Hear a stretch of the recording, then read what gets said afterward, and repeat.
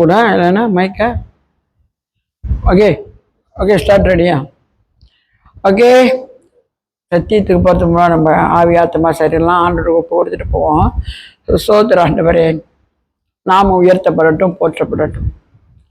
நீங்கள் எங்களுக்குள்ள வாசமாக இருக்கிறீங்க. இன்னைக்கு நீங்கள் கொடுக்குற வார்த்தைக்காக நன்றி செலுத்துகிறோம். அந்த வார்த்தை எங்களுக்கு ஆண்டவரே அப்பா பலன் அளிக்கட்டும், அது எங்களுக்கு ஆசீர்வாதமாக இருக்கட்டும். அதில் நிறைய காரியத்தை நாங்கள் கற்றுக்கொள்ள கிருபை செய்யுங்க. ஏன்னா நீங்கள் கற்றுக் கொடுக்கிறவரப்பா, நாங்கள் கற்றுக்கொள்ளுகிறவர்கள். ஆண்டவரே உன் நாமம் உயர்த்தப்படட்டும். நன்றி செலுத்துகிறேன் இயேசு நல்ல நாமத்தில். இந்த வார்த்தை உன் கரத்தில் ஒப்பு கொடுக்கணும். நீங்கள் என்னை மறைத்து நடத்துங்க. இயேசு நல்ல நாமத்தில் ஒப்பு கொடுக்குறோம். ஜீவனுள்ள நல்ல தகப்பனே, ஆமீன் ஆமீன் ஆமீன். சோத்திரம். கர்த்தர் ரொம்ப நல்லவர். அல்லேலூயா ஹல்லேலூயா. கர்த்தர் ரொம்ப நல்லவர். அவரை போல யாருமே இல்லை. Nothing anybody like God. அவர் ரொம்ப ரொம்ப நல்லவர். நான் வெள்ளிக்கிழமை நான் ஜோசுவா நானும் தான் இன்னைக்கு பேருக்கு வந்தோம். மற்ற நாள் எங்கேயாவது வரல அன்றைக்கி வெள்ளிக்கிழமை. அப்போது நானும் ஜோசுவாவும் நான் பைபிள் ஸ்டடி கொடுக்கும்போது நான் கிதியோன்னு கொடுத்து நான் ஒரு காரியத்தை நான் கற்றுக் கொடுத்துட்டு நான் முடிச்சுட்டோம் ஜபத்தை நாங்கள்.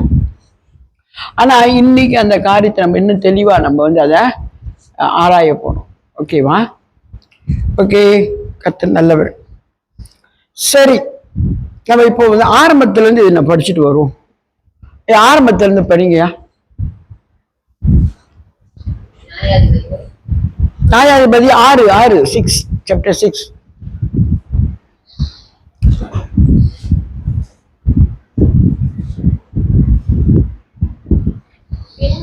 இஸ்ரவேல் புத்திரர் கர்த்தரின் பார்வைக்கு பொல்லாப்பானதை செய்தார்கள். அப்பொழுது கர்த்தர் அவர்களை 7 வருஷம் மீதியானியரின் கையில் ஒப்புக் கொடுத்தார். மீதியானியரின் கை இஸ்ரவேலின் மேல் வளர்ந்து கொண்டபடியால் இஸ்ரவேல் புத்திரர் மீதியானியர் நிமித்தம் தங்களுக்கு மலையில் உள்ள செவிகளையும் குகைகளையும் அரணான ஸ்தலங்களையும் அடைக்கலங்களாக்கி கொண்டார்கள். இஸ்ரவேலர் விதைத்திருக்கும் போது மீதியானியரும் அமலேக்கியரும் கிழக்கத்தி புத்திரரும் அவர்களுக்கு விரோதமாய் இருந்து வந்து அவர்களுக்கு எதிரே பாளையம் இறங்கி ஆசாவின் எல்லை மற்றும் நிலத்தின் விளைச்சலை பிரித்து இஸ்ரவேலிலே ஆகாரத்தை ஆகியும் ஆடு மாடுகள் கழுதைகளை ஆகியும் வைக்காதே போவார்கள். அவர்கள் தங்கள் மிருக ஜீவங்களோடும் தங்கள் கூடாரங்களோடும் வெட்டுக்கிளிகளை போல திரளாய் வருவார்கள். அவர்கள் ஒட்டகங்களும் எண்ணி முடியாததாய் இருக்கும். இந்த பிரகாரமாக தேசத்தை எழுப்பிவிட அங்கே வருவார்கள். இப்படி மீதியானியரால் இஸ்ரவேலர் மிகவும் செம்மைப்பட்டார்கள். அப்பொழுது இஸ்ரவேல் புத்திரர் கர்த்தரை முறையிட்டார்கள். ரொம்ப இம்பார்ட்டன்ட், நம்ம ரொம்ப கவனிக்கிறோம். இது சும்மா சாதாரண ஒரு வார்த்தை இல்லை. இந்த கிதியோன் புத்தகம் நான் ரொம்ப அதாவது ஆண்டவர் நடத்தின விதத்தை தான் நம்ம பார்க்குறோம். இஸ்ரவேல் ஜனம் யாரோட ஜனங்க? இஸ்ரவேலர் கர்த்தர் நியமிக்கப்பட்ட ஜனம். ஆனா இவங்களுக்குள்ள என்ன இல்லையா? கீழ்ப்படிதல் இல்லை. கர்த்தருடைய வார்த்தைக்கு கீழ்ப்படிந்து நடக்கிற புத்தி இல்லை.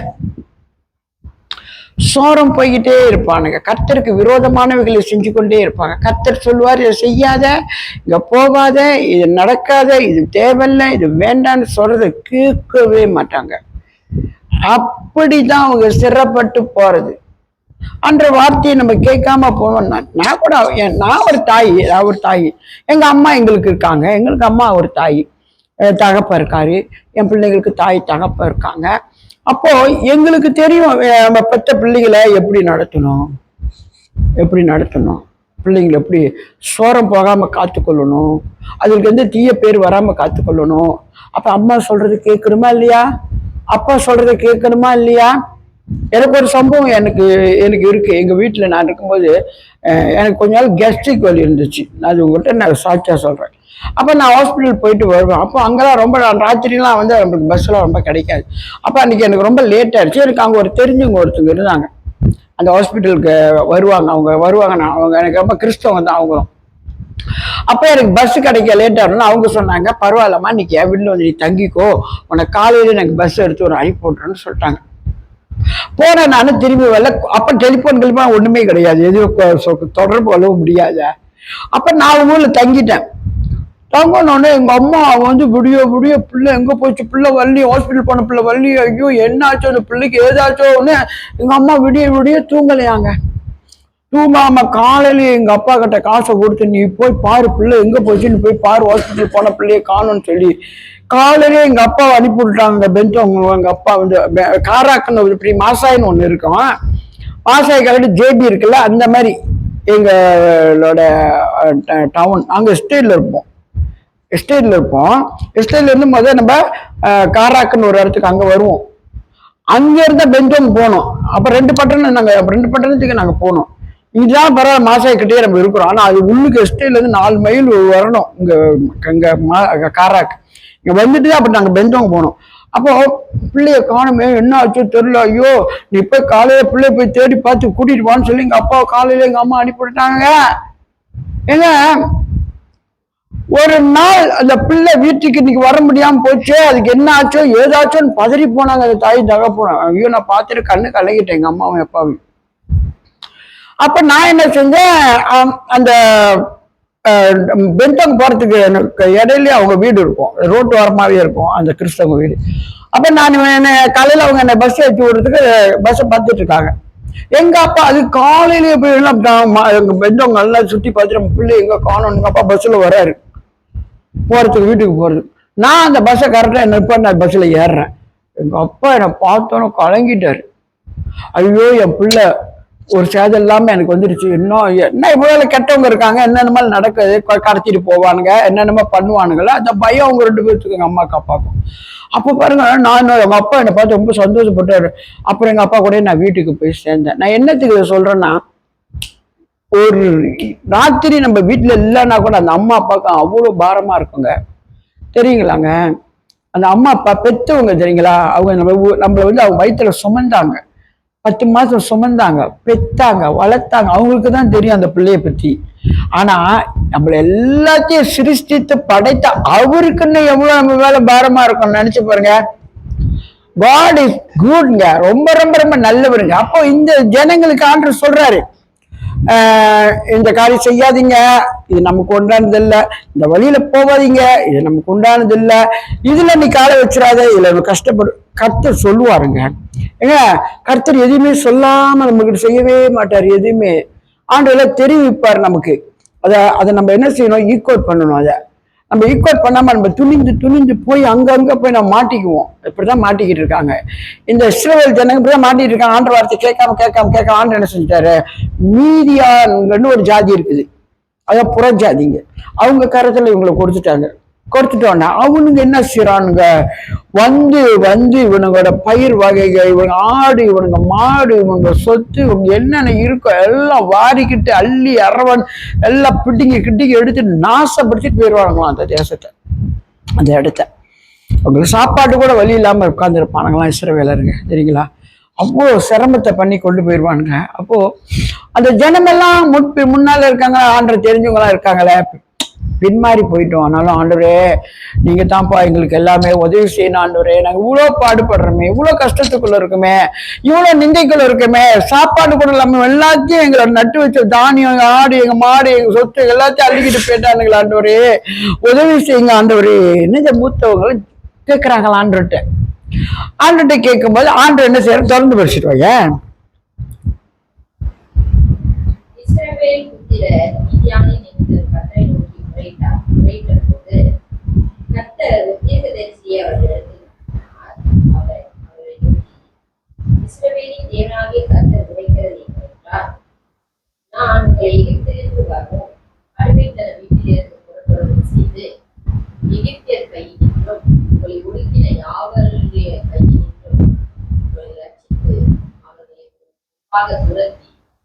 அவர்கள் தேசத்தை கொடுத்து நான் உங்கள் தேவனாகிய கர்த்தர் நீங்கள் குடியிருக்கும் அவர்கள் தேசத்தில் உள்ள எமோரியருடைய தேவர்களுக்கு பயப்படாதீர்கள் என்றும் சொன்னேன்.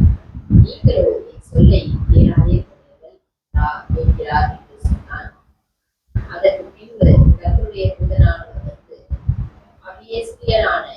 யோவாசின் ஊராகிய ஓப்ராவில் இருக்கும் ஒரு கர்வாலி மரத்தின் கீழ் உட்கார்ந்தார்.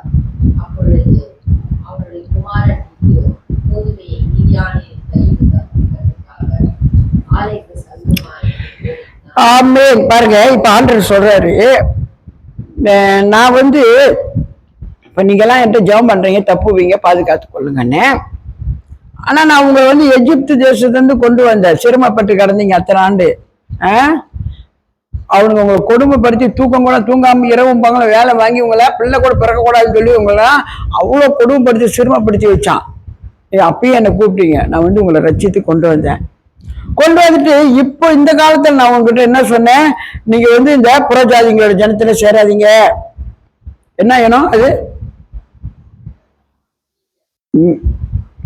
ஏமோரியருடைய தேவர்களுக்கு பயப்படாதிருங்கள், ஏமோரியருடைய தேவர்களுக்கு பயப்படாதீங்கன்னு சொன்னேன். ஏன்னா கர்த்தர் தான் எல்லாத்துக்கும் தேவன், அவரை போல யாருமே இல்லை.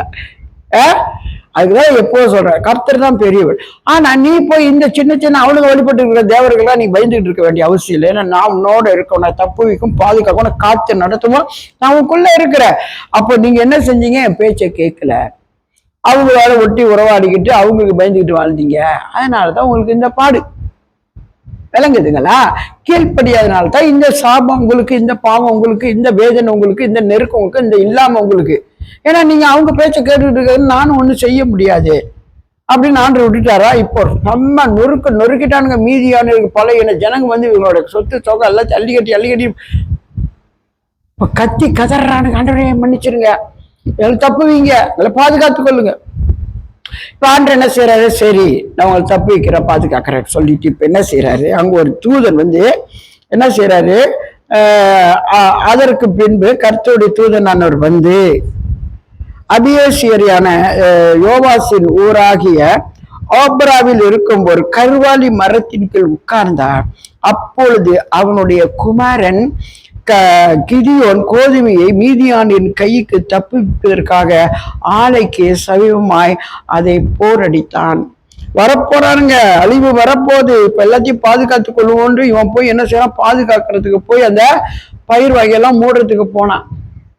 அங்க ஒரு தூதன் கருவாலி மரம் தெரியாது. கருவாலி மரத்தை பத்தி அன்னைக்கு நான் சொல்லி இருக்கேன் சத்தியத்துல. சொல்லுங்க, கருவாலி மரம் என்ன? அன்னைக்கு நான் சேர்மன்ல சொன்ன கருவாலி மரத்தை பத்தி ஜெயன் தெரியுமா? அன்னைக்கு ஒரு சேர்மன்ல சொன்ன கருவாலி மரத்தை பத்தி யாருக்கா ஞாபகம் இருக்கா?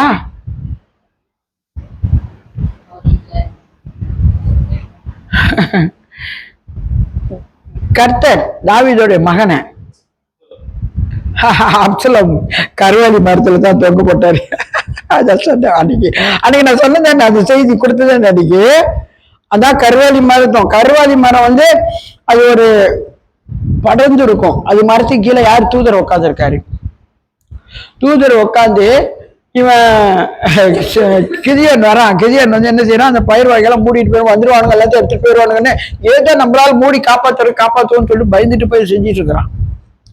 அந்த நேரத்துல பன்னெண்டாவது படிமா,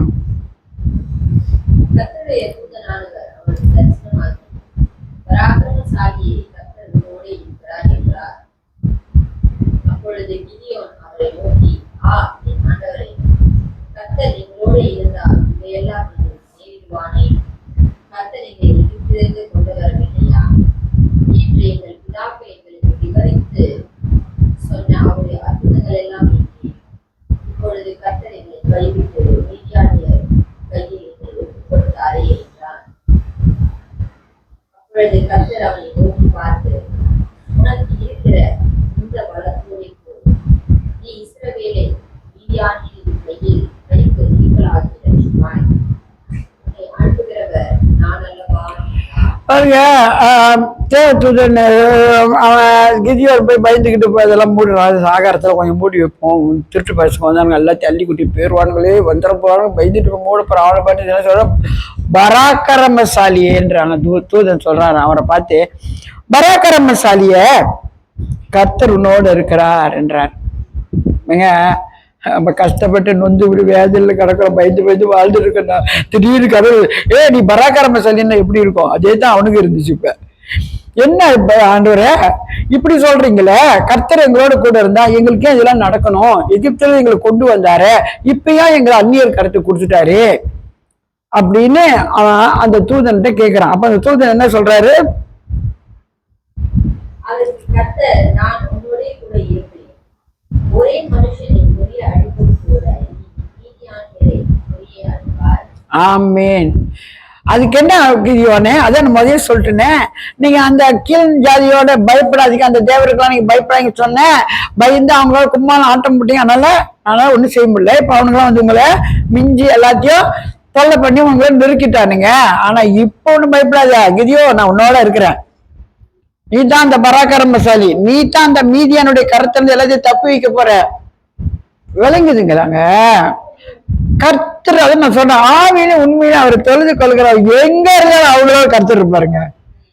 எவ்வளவு ஆள் இருக்காங்களோ எவ்வளவு ஆள் இல்லையோ, அவங்க ஒரு ஆளுக்குள்ள கர்த்தர் இருந்து பெரிய காரியங்களை செய்வாருங்க. இப்ப ஆண்டவர் சொல்லிட்டாரு, நான் உன்னோட இருக்கிற கிதியோன், நீ ஒன்னதுக்கும் பயப்படாத. நீ ஒரு ஆளை வந்து மீட்டு எடுக்கிறது போல, ஒருத்தனை சாகடிக்கிறது போல இந்த மீதியான அனைவரையும் நீ சாகடிச்சிருவ, நீ மீட்டுருவ என் ஜனத்தை, நீ அவங்களுக்கு வந்து ரட்சிப்பை கொடுப்ப அப்படி வாக்குத்தத்தம் பண்றாரு தேவ தூதன். அவன் யாருக்கிட்ட? கிதியோன் கிட்ட. சில படிச்சிருவாமா. அப்பொழுது அவன்,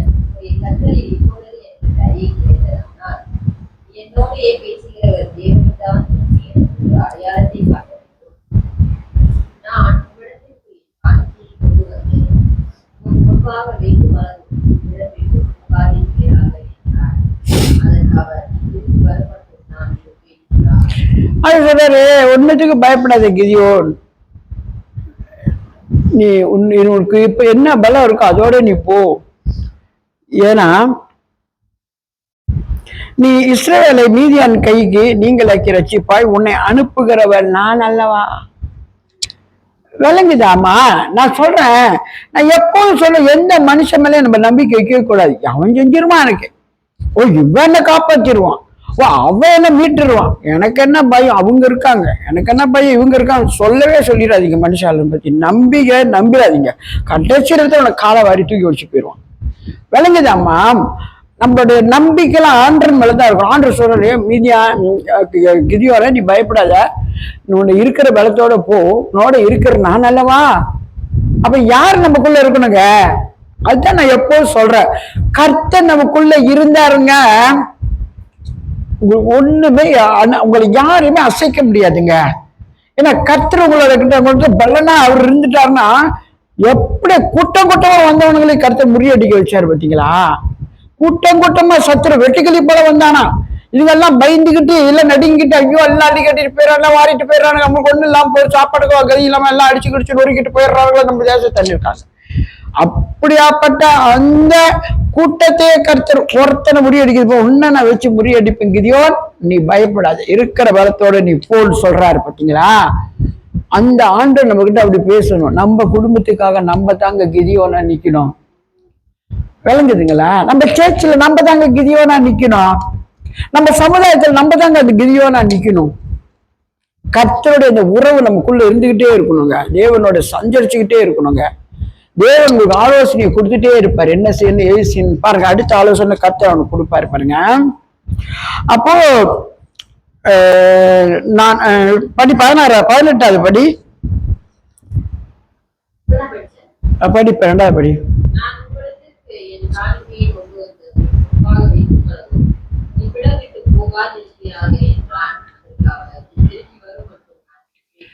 அவனை அந்த தூதனை அவர் சொல்றாரு, நீ உண்மையான தேவ தூதன் தானா, நீ எனக்கு செய்தி கொண்டு வந்தது நீ கடவுள் இருந்து கொண்டு வந்தியா, நான் உனக்கு ஒரு டெஸ்ட் வைக்க போறேன், கோச்சிக்காத, அந்த டெஸ்ட்ல நீ நிக்கிறியா அப்படின்னு. ஓகே என்ன டெஸ்ட் சொல்லு. அவன் சொல்ல, நான் போய் உங்களுக்கு காணிக்கு கொண்டு வர்றதுக்கு நீ இங்கேயே நிக்கணும், நிப்பீங்களா, நீ போய் கொண்டு வா நான் நிக்கிறேன்றாரு. கர்த்தர் சொன்னாங்க, அதுல பிளவு இருக்காது, பிசவு இருக்காது, நீ போ கொண்டு வா நான் அங்கே நிக்கிறேன் அப்படின்னு சொல்றாரு. 19வது படியா.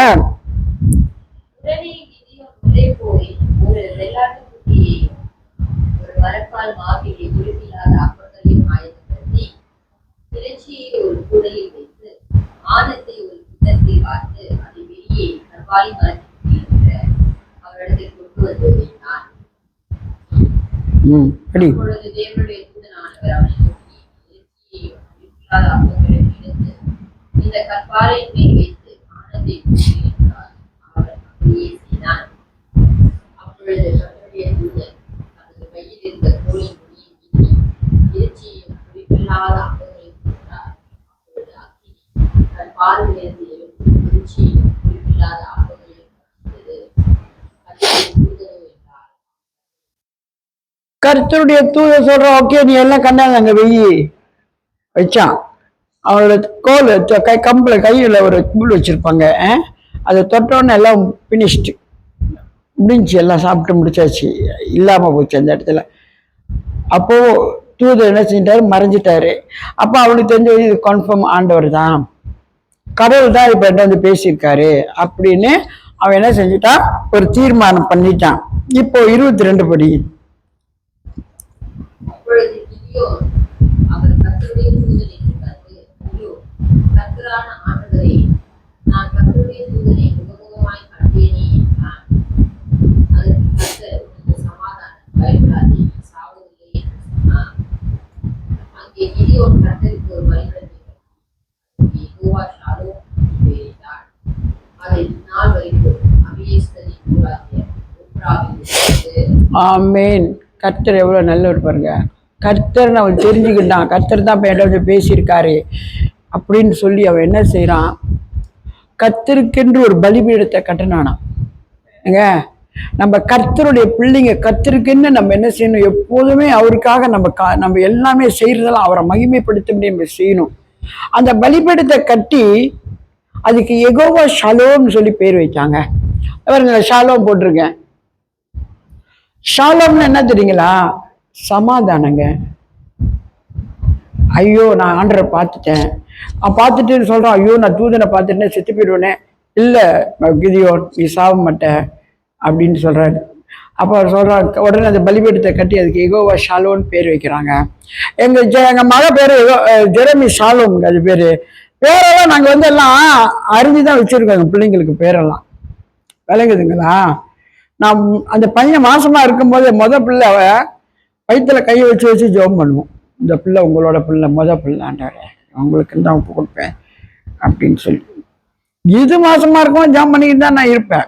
ஆம்பளை பிள்ளைன்னு கேட்டுட்டு ஆண்டோட பொம்பளை பிள்ளை ஒன்று கொடுங்க அழுது கேட்டுட்டேன். அப்புறம் மனித பார்த்தா பெருசா இருந்தேன், ஆம்பளை பிள்ளையா தான் இருக்கும் போக்கு நினைச்சிட்டு, ஐயோ ஆண்டவரே இது வந்து எரோமியா புத்தகம் படிச்சுட்டு எரோமியா தான் பேரை வைக்கணும்னு நினைச்சேன். கடைசியில் பார்த்தா அது பொம்பளை பிள்ளையா எனக்கு ஆண்டவர் கொடுத்துட்டாரு. அப்ப அதுக்கு ஜெரோமி ஷாலோம், எரோமியாவை ஜெரோமி ஆகிட்டேன், எரோமி ஷாலோம் அப்படின்னு பேருச்சு. ஏன்னா எரோமியோட வாழ்க்கை வந்து ரொம்ப ஹார்ட் தீர்க்கதரிசி, மெய்யான தீர்க்கதரிசி. ஆனால் ரொம்ப பாடுகளுக்குள்ள அவர் போவார். பக்கத்துல ஏன் இந்த சமாதானத்தை போட்டோன்னா, அந்த சமாதானத்துக்குள்ள இப்போது இருக்கட்டும், விளங்குதுங்களா. ஷாலோம்னா சமாதானங்க. பாருங்க, இவன் அந்த பலிபீடத்தை கட்டி யெகோவா ஷாலோம் சொல்லி அதுக்கு பேரை வச்சான். பேரை வச்சாரு கர்த்தர். அதுக்கப்புறம் அவனை சந்திச்சுட்டே இருப்பார், என்ன செய்யணும்னு தெரியுங்களா. கர்த்தரை நீங்க நாடுகிற தேடுகிற உங்களுக்கு கர்த்தர் சொல்லிக்கிட்டே இருப்பாரு, இதை செய்யி, இதை செய்யி, இதை செய்யி, இந்த ஆபத்து வருது, இதை விட்டு நவுந்துரு, நீ இப்ப நடக்க வழி இதுதான், யாரும் போயிடாது, உன்னை முடிச்சிருவான் அப்படியெல்லாம் சொல்லிட்டே இருப்பாருங்க. தேவ பிள்ளைகளுக்கு கர்த்தர் வெளிப்பாடுகளை கொடுத்துட்டே இருப்பாரு. அடுத்தது என்ன செய்யறாருன்னா, கீழே படிச்சுட்டு வா. அன்று ராத்திரி இல்லையே 25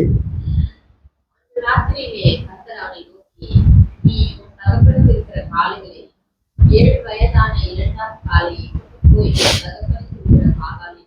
பலிபீடத்தை தகர்த்து அதன் அருகே இருக்கிற தோப்பை வெட்டி கொண்டு இந்த கற்பாறை உச்சியிலே பாங்கான ஒரு இடத்தில் தேவனாகிய கர்த்தருக்கு ஒரு பலிபீடத்தை அந்த இரண்டாம் காலையை கொண்டு வந்து அதை வெட்டி போட்ட பொருளுடைய பச்சை விறகுகளின் சமாக நகரமாக பலியிடுவார். அப்ப அவன் சொல்றாரு, ஆண்டு சொல்றாரு அவன்கிட்ட, இப்ப நீ எனக்கு ஒரு பலிபீடத்தை கட்டிருக்க யெகோவா ஷாலோம், நீ அடுத்து ஒன்று செய்யணும், நீ வந்து கொப்பா ஒரு பலிபீடத்தை கட்டி வச்சிருக்காரு, விளங்குதுங்களா. நம்ம குடும்பத்தில் யார் யார் எப்படி இருக்காங்கன்னு எல்லாம் ஆண்டவருக்கு தெரியும். கொப்பா ஒரு பலிபீடத்தை கட்டி வச்சிருக்காரு, இப்ப எல்லா ஆளுங்கெல்லாம் அதை தான் வணங்கிட்டு இருக்கிறாங்க. நீ என்ன செய், ரெண்டாம் காலையை எடுத்துட்டு போய் வெட்டி அந்த பலிபீடத்தெல்லாம் நீ தகர்த்து போடு, நீயும் எனக்கு ஒரு பலிபீடத்தை கட்டு, அதுலயும் நீ வந்து என்ன செய்ய, பலி செலுத்து, நீ உங்க அப்பா கட்டி வச்சிருக்க அந்த பலிபீடத்தை இடிச்சு உடைச்சு நொறுக்கி போட்டுரு. அது நமக்கு தெய்வம் அல்ல, அது நம்மளை தப்பு வைக்காது, அது நம்மளை பாதுகாக்க, நம்மளை சிறுமப்படுத்தி கொடுமைப்படுத்தி வேதனைப்படுத்தி துன்பப்படுத்தி சாப்பாடு இல்லாம வந்து நம்ம வறுமையை கொடுத்து நம்மளை பல்ல அடிக்க வைக்குது. அதான் அதோட வேலை. விளங்குது ஐயா?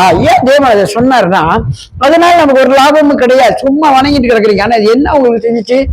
நம்மளையும் கொஞ்சம் ஆராய்ந்து பார்க்கணும். நம்ம வாழ்க்கையிலும் நம்ம குடும்பங்களிலும் நம்ம மூத்தவர்கள் நம்மளோட தலைமுறையில யார் யார் அப்படி ஒரு பலிபீடத்தை கட்டி அதை நமஸ்கரிச்சிருக்கிறாங்க. நம்ம என்ன செய்யணும்? இந்த நாள் இந்த சத்தியத்தை நான் உங்களுக்கு சும்மா நான் சொல்ல வரல, இதை நீங்க கருத்தா கேட்டு இது என்ன செய்யணும், அந்த முன்னோர் செஞ்சு வந்த அந்த பலிபீடத்தை நீங்க இயேசு நாமத்தை உடைச்சு தூளாக்கி இயேசுவ அது அந்த பலிபீடத்துக்கு எங்களுக்கு எந்த சம்பந்தம் கிடையாது, தூக்கி நாங்க வீசுறோம். நீங்க தான் எங்களுடைய பலிபீடம், உங்களைத்தான் நாங்க நமஸ்கரிப்போம், உங்களைத்தான் நாங்க வாழ்த்துவோம், உங்களைத்தான் நாங்க போட்டுருவோம். கர்த்தரை முன்ன வைத்து நம்ம அந்த காரியத்தை முறியடிக்கணுங்க. நாள்ல பாருங்க, அதே போல என்ன செஞ்சான், நொறுக்கி போட்டுட்டான் பலிபீடத்தை. நொறுக்கிற உடனே அதுலயும் ராத்திரி தான் போய் செய்வான், ஏன்னா இல்லாம அதை தானே வணங்கிட்டு கிடக்குறாங்க மக்கள் எல்லாம். அப்புறம் இவன் பகல்ல போய் இவனை நொறுக்கி விட்டுருவாங்க, ராத்திரி போய் நொறுக்கி போட்டுருவான்.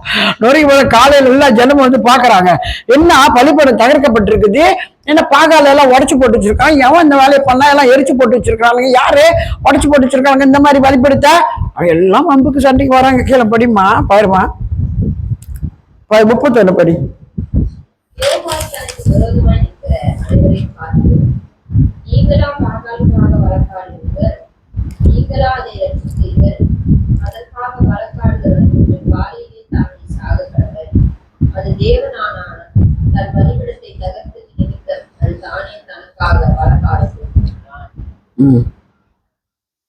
இப்ப சொல்றாங்க எல்லாரும் வந்தாங்க, ஓ இது இவரோட மகன் தான் செஞ்சுதான், கூப்பிடுங்க அவனை வெளியில, நாங்க எல்லாம் இன்னைக்கு அவனை அடிச்சு கொல்ல போறோம். என்ன இவன் இந்த மாதிரி தகர்த்து போட்டு போயிட்டான், இங்க நாங்க வணங்கிட்டு வந்த பாக்காளுகள் எல்லாம் கோயில் எல்லாம் உடைச்சு போட்டோம், கூப்பிடு கூப்பிடு கூப்பிடுவோம் அவனை. அவன் அப்பா சொல்லிட்டாரு, நீங்க பாக்காளுக்காக வழக்காட போறீங்க, நீங்களா அதுக்காக யுத்தம் பண்ண போறீங்க, நீங்களே பையனை கொல்ல போறீங்க, பாகாலத்தான் அவன் கொண்டு இடிச்சு போட்டிருக்கான், பாகால் தெய்வம் தானே உங்களுக்கு, நீங்க சொல்றீங்க பாகாலுக்கு அவனை கொல்லும்படி அதிகாரம் இருக்குல்ல, அதே அவனை கொல்லட்டும், நீங்க ஒண்ணும் பேசாதீங்கன்னு சொல்லிடுவாரு அவங்க அப்பா. கீழே படி.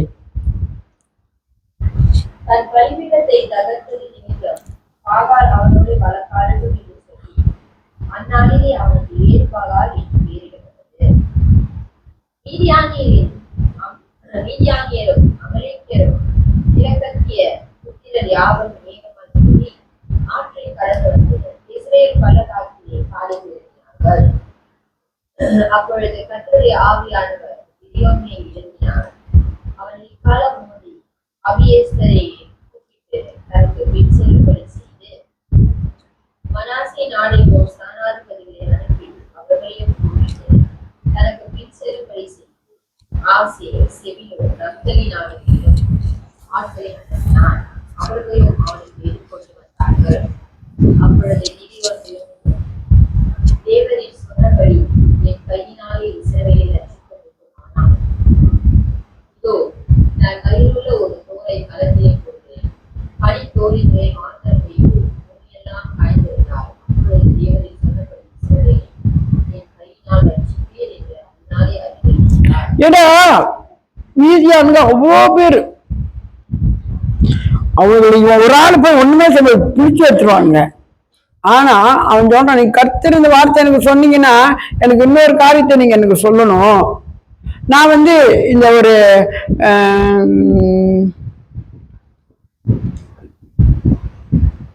மயிருள்ள ஒரு தோலை மயிருள்ள அந்த மாட்டுத்தோல்லாம் இருக்குல்ல, அது ஒரு தோலை நான் வந்து இங்க போடுறேன், அந்த தோல்ல வந்து பனி வந்து பெய்யணுமாம்மா, அந்த தோல்ல மட்டும் பனி பெய்யணும், மற்ற இடத்துல பனி பெய்யக்கூடாது.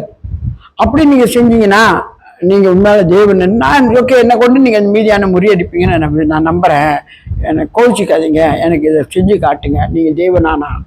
பார்த்தீங்களா, தேவன்கிட்டையும் அவன் எவ்வளோ காரியம் கேட்குறான். ஏன் நம்மளும் அப்படிதான் கன்ஃபார்மா கேட்கணும் ஆண்டுன்ட்ட. சில டைம்ல பிசாசு கூட நம்மகிட்ட பேசும், ஏமாத்தம். அவன் பாருங்க எவ்வளவு கருத்தா கன்ஃபார்மா அந்த அடையாளங்களை கேட்கிறான். அதே போல ஆமா ஓகே நான் உனக்கு செய்யறேன்னு மாறான தோல் மட்டும் தான் நினைஞ்சிருச்சு, மற்ற இடம்லாம் பணியில நினைவே இல்லைங்க. அப்போ அவன் நினைச்சுக்கிட்டான், ஓ ஆண்டவர் தான் இது, கண்டிப்பா கர்த்தர் அந்த மீதியான்களை கருத்தில் கொடுப்பாரு அப்படின்னு விசுவாசிச்சாங்க. அந்த அந்நிய ஜனமெல்லாம் வந்து அழிச்சு போட்டு போறவங்களை நான் முறியடிப்பேன், என்ன கொண்டு கர்த்தர் அவங்களை முறியடிக்கிறது கன்ஃபார்ம் சொல்லிட்டு என்ன செய்யறான், அதுக்கு ஆயத்தமாக்குறாரு. கர்த்தர் சொல்றாரு திரும்ப வந்து, மீதியான் கிதியோன் உன்னோட ஜனத்தெல்லாம் கூட்டு, ஜனங்க ரொம்ப பேர் தான் இருக்கிறாங்க, ஆனா நீ கூட்டு யார நீ கொண்டு போகணும் உனக்கு சொல்றேன், அவங்கள நீ கூட்டிட்டு போய் இந்த முறியடிக்க இந்த சண்டைக்கு யுத்தத்துக்கு நீ போ அப்படின்னு சொல்றாரு. அப்புறம் படிமா 5வது படி, 7ல் 5 படி. அப்படியே அவன் ஜனங்களை தண்ணீரண்டைக்கு இறக்கி பண்ணினான். அப்பொழுது கர்த்தர் கிதியோனை நோக்கி, தண்ணீரை ஒரு நாய் நக்கு பிரகாரமாக நாவினாலே நக்குகிறவன் எவனோ அவனை தனியே குடிக்கிறதற்கு முழங்கால் ஊன்றி குடிக்கிறவன் எவனோ அவனை தனியே ஊற்றுகிறது என்றார். தங்கள் கையால் அள்ளி தங்கள் வாய் கொடுத்து நட்டு கொண்டவர்களை இலக்கம் 100 பேர். மற்ற ஜனங்கள் எல்லாம் தண்ணீர் குடிப்பதற்காக முழங்கால் ஊன்றி குடித்தார்கள். அப்பொழுது கர்த்தர் கிதியோனை நோக்கி, நன்றி கொடுத்த அந்த 100 பேராலே நான் மீதியானியரை கையில் ஒப்புக் கொடுப்பேன். மற்ற ஜனங்கள் எல்லாரும் தங்கள் தங்கள் இடத்திற்கு போக கடந்தார்கள். பார்த்தீங்களா, கருத்து அவர் தெளிவா காரியத்தை கற்றுக் கொடுத்துட்டாரு. ஏன்னா எல்லாம் போகக்கூடாது, பலவுள்ள பல்ல நம்பர் எல்லாம் கூட்டத்தோட கோய்ந்து அடிக்கக்கூடாது. எல்லாரையும் கருத்தை சூஸ் பண்ணல. இப்படி கையில் அப்படி தண்ணி இப்படி மொண்டு குடிச்சவனுங்க தான் 300 பேர். அப்படியே அப்படி நக்கி குடிச்சவங்களாம் நிறைய பேர். அப்படியே முழங்கால போட்டு நக்கி குடிச்சவனுங்க அவனுங்கள இல்லை, கையில தண்ணி எடுத்து குடிச்சவனுங்க 300 பேர். இந்த 300 பேரை மட்டும் நீ கூட்டிட்டு போ. அவனுங்க சேனச்சானியா இருக்கானுங்க மீதியானியர்கள், இவங்களுக்கு ஆள் இருக்கு, இவர் எல்லாத்தையும் அனுப்பல, தேவையில்லாதெல்லாம் கழிச்சுட்டாரு. அது 300 பேரை மட்டும் கிதியோன் கூட அனுப்பி போய் யுத்தம் செய்தாங்க. எப்படி யுத்தம் செஞ்சாங்கம்மா, அந்த தூபத்தை கையில ஏந்திக்கிட்டு சட்டி எடுத்துட்டு போவானுங்க. திடீர்னு தூபத்தை காட்டும் போது எல்லாம் பயந்து நடுங்கி ஓடிடுவானுங்க. தெரியுங்களா, எதிரிகளும் ஓடிடுவான். கர்த்தர் அப்படி இந்த யுத்தம் கர்த்தர் செய்தார். அவன் நாடு இருந்து யுத்தம் அவர்களுக்கு ஜெயம் கொடுப்பா, ஒரு மீதியான முறியடிப்பு எல்லாத்தையும் முறியடிப்புன்னு சொன்னார்ல, அப்படியே எல்லாத்தையும் முறியடிச்சு தேசத்தை தேவன் கிதியோன் கையில கொடுத்துட்டாருங்க. கிதியோன் தான் தலைவரானாங்க. இங்க நம்ம நினைக்க நான் ஒண்டி இருக்கிறேன், என்னால் என்ன செய்ய முடியும், என் கூட யாருமே இல்லையே, நான் எப்படி போவேன் எப்படி வருவேன், இப்படிதான் நம்ம சொல்றோம் யோசிப்போம் சில காரியங்களுக்கு. ஆனா நீ உட்காந்து ஆண்டோட ஜெபம் பண்ணு, கர்த்தர் உன்னோட இடைப்படணும், இடைப்பட்டு உன்கிட்ட பேசுவாரு. உனக்கு என்ன செய்யணும், நீ என்னத்துல போராடிட்டு இருக்க, உனக்கு என்ன பிரச்சனை இருக்கு ஆண்டவருக்கு தெரியும். கர்த்தர் உன்னோட பேசுவாரு, கர்த்தர் உன்னை நடத்தி கொடுத்துட்டு போவாரு, உனக்கு அந்த ஜெயத்தை கொடுப்பாரு. நீ எதுல சிக்கொண்டு கிடக்கிற, எதுல நீ சிறப்பட்டு கிடக்கிற, எதுல நீ அமுந்து கிடக்கிற, உன்னை கர்த்தர் எழுப்புவார் அந்த இடத்துல இருந்து. கிதியோனை எழுப்புனது போல. கிதியோன் எப்படியாப்பட்ட பாடுக்குள்ள கலந்தான் பாவம், எல்லாம் அடிக்கடி தின்று போயிடுவானுங்க, ஒண்ணுமே இருக்காது. அப்படியாப்பட்ட சூழ்நிலை இருந்த அந்த கிதியோனை மட்டும்தான் கர்த்தர் தெரிந்துக்கணும். அவனுக்கு ஒரு 300 பேரை கொடுத்து அந்த ஆளுங்களை முறியடித்து, சாதாரண 300 பேரை கொண்டு போய் முறியடிக்க முடியாதுங்க, அப்படியாப்பட்ட கூட்டாதுங்க. இவங்க முறிச்சு போட்டிருக்காங்க அந்த 300 பேரையும். ஆனா கர்த்தர் அந்த யுத்தத்தை செய்தபடினால அந்த அந்த பானைக்குள்ள அந்த விளக்க உடைக்கும் போது எல்லாம் பயந்தடிச்சு ஓடிடுவானுங்க. ஓ, கடவுள் பயங்கரமா யுத்தம் செய்யறாரு, ஒருத்தம் கூட இல்லை. அப்படி ஒரு விடுதலையை அந்த மீதியான அந்த இஸ்ரவேலுக்கு தேவன் கொடுத்தாருங்க. நானும் நீங்களும் இஸ்ரவேல் தாங்க, நம்ம தேவ பிள்ளைங்க, நம்ம இஸ்ரவேலுங்க, நம்ம தேவனால் அங்கீகரிக்கப்பட்ட ஆசீர்வதிக்கப்பட்ட பிள்ளைங்க. நமக்கு ஒண்ணுன்னா கர்த்தர் விட்டுருவாரா?